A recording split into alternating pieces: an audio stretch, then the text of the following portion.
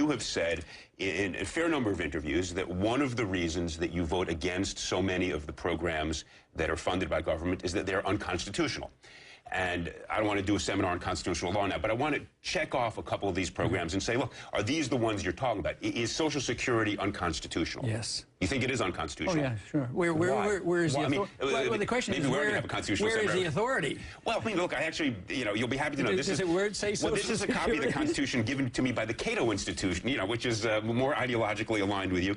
I mean, there are the necessary and proper clause, which talks about Congress shall make all laws necessary and proper to pursue the general welfare. No.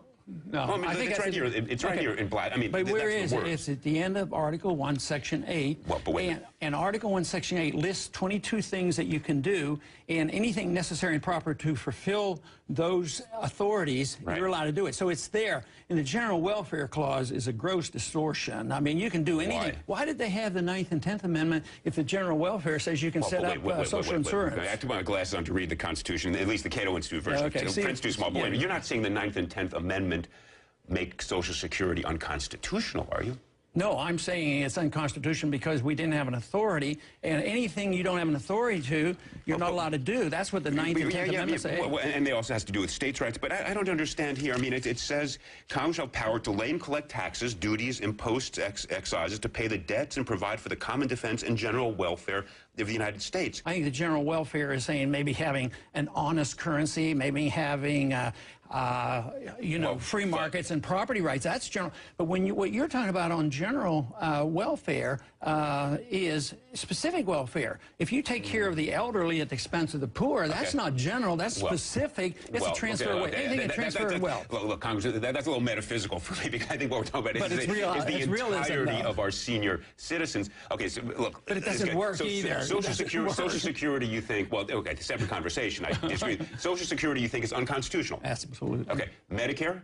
Sure. Same argument. There's nothing in here that provides... You got to have an explicit authority, otherwise you're not allowed to do it. That's what it says. How explicit? Okay, Medicare, Medicaid, Social Security, I gather then you're saying all of them are unconstitutional.